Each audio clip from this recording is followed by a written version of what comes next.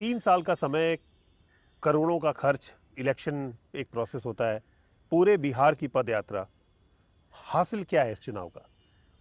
देखिए, अगर आप चुनाव के नज़रिए से देखेंगे तो हासिल बहुत कुछ ज़्यादा नहीं है, लेकिन समाज और राजनीति के नज़रिए से समझेंगे तो बहुत कुछ हासिल हुआ है। मैं सबसे पहले जो हासिल नहीं हुआ वो बता दूं। बिल्कुल हम लोग की सोच थी कि 3 बरस के इस प्रयास से बिहार में एक बड़ा इलेक्टोरल शिफ्ट लोगों को दिखेगा, एक नया विकल्प दिखेगा, एक नई व्यवस्था दिखेगी। वो नहीं हुआ। सिर्फ इतना ही नहीं, जीत हार की बात छोड़िए, जनसुराज को उतने प्रतिशत वोट भी नहीं मिले कि हम लोग अपने आप को बिहार में रजिस्टर्ड राजनीतिक पार्टी के तौर पर मेंटेन कर सकें। 6% वोट चाहिए, वो भी नहीं मिला। तो उस लहजे से अगर लोग शिकायत कर रहे हैं, मजाक उड़ा रहे हैं, तो बिल्कुल ठीक बात। लेकिन सामाजिक राजनीतिक तरीके से अचीवमेंट जरूर है, लिमिटेड सेंस में ही है, लेकिन है।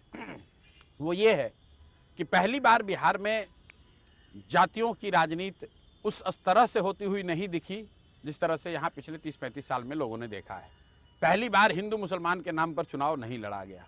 इसका मतलब ये नहीं कि जाति और धर्म का प्रभाव नहीं रहा, लेकिन जिस तरह खुल्लम खुल्ला पूरा चुनाव ही इन्हीं मुद्दों पर होता था, वो नहीं हुआ। पहली बार पक्ष विपक्ष सभी लोगों ने नौकरी, पलायन, रोजगार की बात करने को सब लोग मजबूर हुए हैं। पहली बार बिहार में पलायन मुद्दा बन गया है। लेकिन एक जो फैक्टर है बिहार में, जो बड़ा फैक्टर है कि जंगल राज के डर से नीतीश भाजपा को और भाजपा के डर से लालू जी को वोट देने की जो प्रक्रिया है, उसको हम लोग नहीं तोड़ पाए हैं। और वही कहीं ना कहीं परिणामों में भी टू सम एक्सटेंट दिख रहा है। पलायन की बात आपने कही कि वो उस पलायन को आपने एक बड़ा मुद्दा बनाया। चुनाव के दौरान देखा गया कि पलायन कर चुके लोग, बहुत से माइग्रेंट्स इस बार छठ से ज़्यादा आए वोट देने। जो एक्सपर्ट्स थे उसको अलग अलग तरीके से देख रहे थे, सेफोलॉजिस्ट अलग तरीके से देख रहे थे, लेकिन जब वोट शेयर आया, जब परसेंटेज आया, तो लगा कि वो सारे, ऐसा लगता है कि एनडीए को वोट देने आए थे क्या? नहीं, ऐसा नहीं है।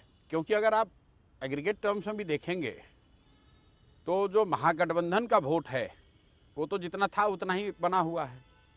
और ऐसा जनरली लोग मानते हैं कि जो लोग बाहर से आते हैं वो सब एनडीए को वोट देते हैं।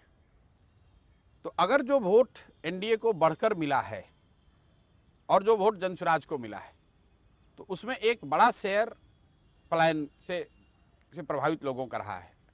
अब पलायन से प्रभावित लोगों में दो बातें रही। एक जो आया, मेजॉरिटी उसमें जनसुराज को वोट देना चाहता था, उसने कुछ लोगों ने वोट दिया भी। एक वर्ग उसमें रहा है जो दो बातों से प्रभावित हुआ। उनके घरों में जो पलायन से लोग आए, ये सोच कर आए कि जनसुराज को देना है, लेकिन उनके घर में 2 महिला को, 3 महिला को 10,000 रुपये कैश मिल गया। तो उन लोगों ने अपनी पत्नी, अपनी बहन, अपने माँ के प्रभाव में शायद एज ए परिवार उन्होंने एनडीए को वोट दिया, ऐसा कहा जा सकता है।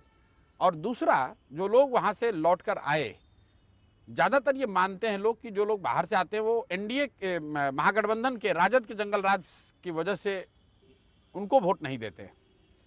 तो इन लोगों को जहाँ ये लगा कि जनसुराज जीत नहीं पाएगा, चाहे उनका वहम ही हो, उनका आकलन हो, तो वहाँ पर वो लोग वापस शिफ्ट हो गए एनडीए की ओर, ऐसा लग रहा है। तो जब ये 10,000 वाली जो बात आपने कही, जो 10,000 इतना बड़ा फैक्टर अब आपको भी लग रहा है था, जिसको अब हम लोग कह रहे हैं कि उन्होंने, मतलब, या लोग उसको उस तरह से देख रहे हैं कि एक तरह से पैसे के दम पे वोट लिया, लेकिन आप तो खुद पॉलिटिकल स्ट्रेटजिस्ट रहे हैं, आपने न जाने कितने इलेक्शंस में स्ट्रेटजाइज किया है, गुजरात से लेके अमरिंदर सिंह से लेके साउथ तक। जो पॉलिटिकल फ्रीबीज का कॉन्सेप्ट है भारतीय राजनीति में, कोई नया नहीं है। अब जयललिता के ज़माने में सिलाई मशीन दी जाती थी, करुणानिधि कुछ देते थे, कुछ मिक्सी ग्राइंडर दिया जाता था, सब तो उसी का अब नया फॉर्म कैश हो गया है, जिसको लोगों ने कोविड में अनाज से भी जोड़ के देखा था, कोविड और उसके बाद तक। तो क्या आप कुछ उस तरह की स्ट्रेटेजी को काउंटर नहीं कर पाए? एक चीज मैं आपको बताऊं, बात 10,000 रुपए की नहीं है, बात 2 लाख रुपए की है। कि आपको 2 लाख रुपए स्वरोजगार के लिए मिलना है, उसके तहत 10,000 रुपया आज आपको मिल रहा है। जैसे ही एनडीए की सरकार आएगी तो आपको 2 लाख रुपए तक की सहायता मिलेगी। तो जो लालच कह लीजिए, वो 10,000 रुपए का नहीं है। 10,000 रुपए तो लोग लेकर और वोट फिर भी नहीं देते। लालच 2 लाख रुपए का है। लालच शायद अपने पैर पर खड़े हो जाने की एक लाइफ टाइम अपॉर्चुनिटी का है। और दूसरी बात, इसको सिर्फ पैसा बैंकों में नहीं भेजा गया, पूरी जो जीविका और सरकारी गैर सरकारी संस्थाओं की जो मदद ली गई है, जिस तरीके से उनको इन्वॉल्व किया गया है, करीब करीब 2 लाख से ज़्यादा लोग, चाहे वो जीविका दीदी हों, आंगनवाड़ी हों, आशा की वर्कर हों, ममता दीदी हों, शिक्षक हों, टोला सेवक हों, विकास मित्र हों, हर उस शख्स को वन टाइम पैसा दिया गया, वन टाइम 5,000 से लेकर 25,000 तक। जिनका ये काम, जिनको ये जिम्मेवारी दी गई कि जिनको 10-10 हज़ार रुपया मिल रहा है, उनको सबको लाकर आपको वोट दिलवाना है। 60 से 62 हजार महिलाओं को हर विधानसभा में 10,000 रुपया प्रति महिला दिया गया है। हर विकास मित्र टोला सेवक को 25,000 रुपया दिया गया है, सरकारी योजना के तहत नहीं, वन टाइम, कि आप आईपैड खरीदने के लिए आपको 25,000 रुपया दिया जा रहा है। आशा वर्कर की सैलरी 3,000 बढ़ा दी गई, क्यों? कोई उसका जस्टिफिकेशन नहीं है। माइग्रेंट मजदूर आए, उनको 5,000 रुपया दिया गया, क्यों? कह रहे हैं आपको कपड़ा खरीदने के लिए पैसा दे रहे हैं। ये तो वन ऑफ जो पेमेंट हुआ है उसका असर है। इसीलिए जनसुराज ने कहा ठीक है, जो हो गया सो हो गया, लेकिन देश के लोगों को, लोकतंत्र से जुड़े हुए लोगों को इस बात का संज्ञान लेने की जरूरत है। अगर इस व्यवस्था को आगे करने दिया जाए तो लोकतंत्र के लिए बहुत बड़ा खतरा है। आप इसको बिहार का परिणाम के तौर पर मत देखिए। पहली बार आचार संहिता के दौरान लोगों को 10-10 हज़ार रुपये बांटे गए हैं और पूरे सरकारी तंत्र को इसलिए लगाया गया है कि 10,000 रुपया दीजिए और ये बताइए कि अगर वो वोट इस पर्टिकुलर पार्टी को देते हैं तो उनको आने वाले 6 महीने में 2-2 लाख रुपए मिलेंगे। लोगों ने उसी नाम पर अपना वोट बेच दिया। मैं जानना ये चाहता हूं कि आपकी तरह आरजेडी भी चुनाव लड़ रही थी, कांग्रेस भी चुनाव लड़ रही थी, दूसरे विपक्षी दल भी लड़ रहे थे। ये जो आप अब जो आरोप लगा रहे हैं, ये लेकर वो क्यों नहीं बाहर आ रहे हैं? क्या ये आप लोगों ने बात नहीं की थी पहले? नहीं, क्यों हमारे इलेक्शन आपस में तो कोई बात होती नहीं है, लेकिन हर दल का राजनीति करने का एक अपना तरीका है। वो लोग इसी तरह की राजनीति करते हैं। चुनाव आया, जग गए, चुनाव खत्म हुआ, सो गए, फिर अगले चुनाव में खड़े हो जाएंगे। जरूरत इस बात की है कि जिन बातों को लेकर आपको चुनाव के दौरान शिकायत लगती है, उन बातों को लेकर लड़ाई लड़ी जाए। अगर हम लोग कह रहे हैं कि इलेक्शन कमीशन कॉम्प्रोमाइज्ड है, अगर हम लोग कह रहे हैं कि ईवीएम पर शक की सुई है, तो सिर्फ ये कहते रहने से नहीं होगा। इस पर व्यापक जन आंदोलन की जरूरत है और बहुतेरी पार्टियां प्राइवेट में ये बात कर रही हैं। तो अब समय है कि वो पार्टियां जमीन पर आएं, साथ में आएं और ये कहें कि भाई चुनाव तभी लड़ेंगे जब आप बैलेट से कराओगे, नहीं तो फिर लड़ने का फायदा नहीं है। क्योंकि दोनों बात तो नहीं हो सकती है ना। एक और आप कह रहे हैं कि ईवीएम मैनिपुलेटेड है और दूसरी ओर उसी ईवीएम से आप चुनाव लड़ते भी जा रहे हैं। लेकिन अगर फिर से मैं लौटूंगा उसी बात पर कि आप चुनाव लड़े थे तो आपकी इस चुनाव से बहुत उम्मीदें थी। 3-3.25% की जाहिर उम्मीद नहीं थी। तब तक क्या ये चीज़ें सेकेंडरी क्यों थी? अब ये चीज़ें क्यों इंपॉर्टेंट हो गई? मैं पहले आपसे जानना चाह रहा हूँ, आपका सेकेंडरी है, आपका इंट्रोस्पेक्शन क्या है? मैं यही बता रहा हूँ, आज भी सेकेंडरी है, आज भी मेरे लिए प्राइमरी इशू नहीं है। तो जो प्राइमरी इशू ये है कि समाज, जो जनसुराज की प्राइमरी मूल सोच है कि जब तक समाज में सुधार नहीं होगा, समाज में लोग नहीं खड़े होंगे, तब तक सुधार नहीं हो सकता है। इसलिए हम लोग अपनी मूल सोच पर जा रहे हैं। कल जो मैंने घोषणा की एक दिन के अपने मौन उपवास के बाद कि मैं वापस समाज में जाऊंगा और उन 1.5 करोड़ महिलाओं से हम लोग मिलेंगे जिन्होंने अपेरेंटली 10,000 रुपए के फर्स्ट इंस्टॉलमेंट के आधार पर या 2 लाख रुपए के लालच में वोट अपना एक पार्टी को दे दिया। उनको इसलिए जाकर कहेंगे कि देखो तुम्हें ये भ्रमित किया गया है, 2 लाख रुपए सरकार तुम्हें नहीं दे सकती है, ताकि सरकार की जवाबदेही तय हो। दूसरा, उससे भी महत्वपूर्ण, जिन लोगों ने इस पे पार्टिसिपेट किया उनको ये बताया जा सके कि देखो अगर ये गलती करोगे इस तरह की तो आपके बच्चों के लिए पढ़ाई रोजगार जीवन में नहीं होगा। क्या गारंटी है जब आप जाएंगे, मान लीजिए हम उन 1.5 करोड़ महिलाओं की बात कर रहे हैं जिनको 10,000 की बात हुई है, लाभ हुआ, क्या गारंटी है कि वो अभी आपको किस वैल्यू पर लेंगी? आप एक इलेक्शन हार चुके हैं, आप पूरी सीटों पर लड़े थे, आपने कहा था हम बिहार को बदल देंगे, बिहार में जाति और धर्म के आधार पे होने वाली पॉलिटिक्स खत्म कर देंगे, युवाओं को लाएंगे, माइग्रेशन खत्म करेंगे, रोजगार की आपने सेल्फ रोजगार की बात की। आपके पास 3% वोट है, नहीं, आपने जो बातें गिनाई जी, कोई दुनिया में आदमी ये तो नहीं कह सकता है कि ये बातें मैंने गलत कही। मैंने ये बात कही कि वोट न मिलना गुनाह नहीं है। हम लोग से गलती हो सकती है, हमारे प्रयास में कमी हो सकती है, हमारे प्रयासों के प्रभाव में कमी हो सकती है, लेकिन जनसुराज ने, प्रशांत किशोर ने बिहार में जातियों का जहर फैलाने का गुनाह नहीं किया है। बिहार में जन स्वराज ने समाज को जाति धर्म के नाम पर बांटने का कोशिश नहीं किया है, हिंदू मुसलमान बनाकर लड़ाने का गुनाह नहीं किया है। आपने कहा महिलाओं की बात, उन महिलाओं के पास जाएंगे और उनको ये बताएंगे कि भाई जो 2 लाख रुपए के लिए आपने वोट दिया है, अब बाकी का 2 लाख रुपए जिन लोगों ने आपको 10,000 रुपए देकर वोट लिया था उनसे 2 लाख रुपया मांगिए। वो ये कहेंगे कि वो वही हमें दे देंगे, आप बीच नहीं में क्यों तो आ रहे हैं? बिल्कुल ठीक है, नहीं आ रहे बीच में। हम तो, आपने ठीक कहा, हम तो सदन में है नहीं। हाँ, क्योंकि अब सरकार कहेगी ये परफॉर्मा भरो, ये डॉक्यूमेंट लाओ।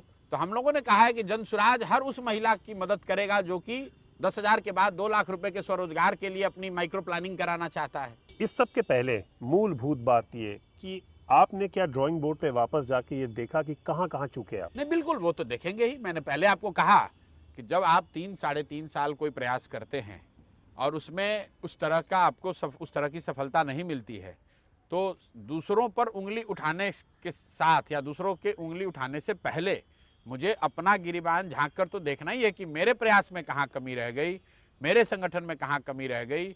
वो तो बात हम लोग करेंगे ही। और इसीलिए मैंने कल क्या कहा रह गई? है, क्या रह गई? कल मैंने कहा है कि अभी से लेकर 14 जनवरी तक संगठन को फिर से पुनर्गठित करेंगे, हर स्तर पर उसको फिर से सक्रिय करेंगे और वापस से फिर 15 जनवरी से 1.5 साल 2 साल का कार्यक्रम बनाकर बिहार के गांव-गांव 1,18,000 वार्ड और 550 प्रखंडों में फिर से वापस जाएंगे, लोगों के साथ समय बिताएंगे।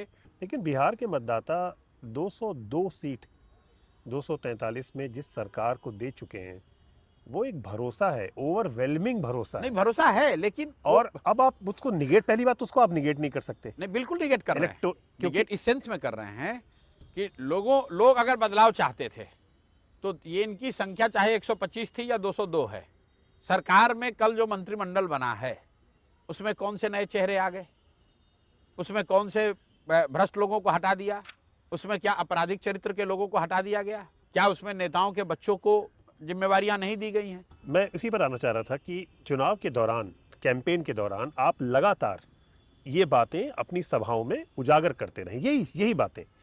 और आजकल जो मीडिया का माध्यम है, मोबाइल डिजिटल टेक्नोलॉजी में सब लोग सुनते हैं, आपके तो खासे फॉलोअर्स भी हैं, नंबर्स आ रहे थे, आपकी रीच आ रही थी आपकी उस पर, वो तो लोगों तक गई बात।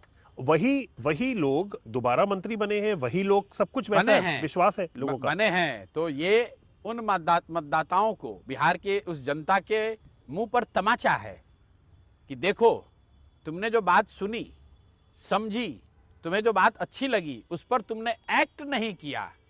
कि आपने ये कहा नहीं प्रशांत किशोर बात तो अच्छी कह रहे हैं, सुधार तो इसी से होगा, होना तो यही चाहिए, लेकिन वोट जाकर आपने एनडीए को दे दिया। आपसे कितनी गलती हुई इस इलेक्शन को एसेस करने के लिए, क्योंकि हम मानते हैं कि इस बार आप खुद एक पॉलिटिक्स एज ए पॉलिटिशियन आए। एसेस करने में कोई गलती नहीं हुई है। जहां तक ये बात है नीतीश कुमार के 25 सीट की, मैं उस पर फिर कायम हूं।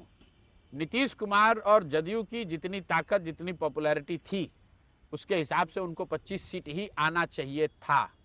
लेकिन देखिए, ऐसा है, हम और आप दो लोग यहां पर दौड़ना शुरू करते हैं, 500 मीटर की दौड़, 400 मीटर की दौड़ है, और आपसे कोई पूछता है ये राहुल और नीतीश दौड़ रहे हैं, इसमें कौन जीतेगा? आपने आकलन किया, देखा भाई राहुल ज़्यादा फिट है, राहुल जीतेंगे, नीतीश तो इतना फिट नहीं है। अब दौड़ शुरू हुई, नीतीश कुमार दौड़ना छोड़कर मोटरसाइकिल पर बैठे और दौड़ जीत गए। तो आप तो यही कहेंगे इस दौड़ का विजेता नीतीश कुमार हैं। लेकिन अगर वो सत्य है तो ये भी सत्य है कि नीतीश कुमार खुद से नहीं दौड़े हैं, मोटरसाइकिल पर बैठ के उस रेस को पूरा किया है। चर्चिल जो सबसे मशहूर प्राइम मिनिस्टर थे इंग्लैंड के, उनका बड़ा अच्छा कोट याद आ रहा है आपकी बातें सुन के, और आप खुद स्ट्रेटजाइज करते रहे चीज़ों को। उन्होंने कहा था कि elections are the litmus test for a politician, only after a result लोग ये एसेस कर पाते हैं कि कौन सदन में जाने लायक है, कौन जाने लायक नहीं है, फिर उसके बाद you can make as much noise as you want. क्या प्रशांत को अब हम लोग थोड़ा सा अपसेट देख रहे हैं? क्या हम थोड़ा सा, आपने खुद भी कहा आप इम्पेशेंट हैं। आपने चर्चिल की बात कही, मुझे अच्छा लगा कि आपने चर्चिल का उदाहरण दिया कि जिस चर्चिल ने कहा कि चुनाव ही अल्टीमेट लिटमस टेस्ट है, वो चर्चिल सेकेंड वर्ल्ड वॉर जीतने में इतनी बड़ी भूमिका अदा करने के बाद भी इंग्लैंड में चुनाव हार गए। ठीक है, लेकिन जब इंग्लैंड का राजनीतिक सामाजिक इतिहास लिखा गया तो सदी के सबसे बड़ा नेता किसको बताया गया? चर्चिल को बताया गया इंग्लैंड में। तो प्रशांत किशोर को, जन स्वराज को, इस प्रयास को जब भी इस कालखंड का इतिहास बिहार का लिखा जाएगा तो कोई भी ये नहीं कहेगा कि इन लोगों ने गलत किया था। लोग यही कहेंगे कि इन्होंने प्रयास किया।